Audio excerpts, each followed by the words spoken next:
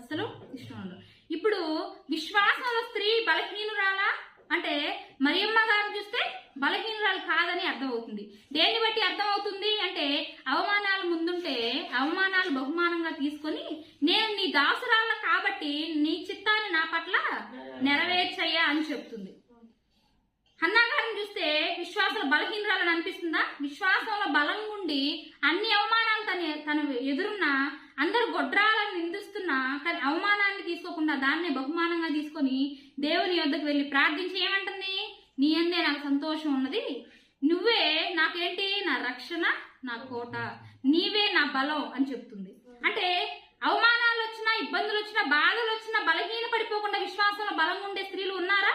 ఉన్నారు. మనం కూడా వాళ్ళలాగా ఉండగలమా? ఉండగలం. ఎప్పుడు వాళ్ళలాగా ఉండగలం అంటే దాసురాలిని నేను అనే మంచి మనసు మనలో ఉంటే మాత్రం విశ్వాసం ఎలా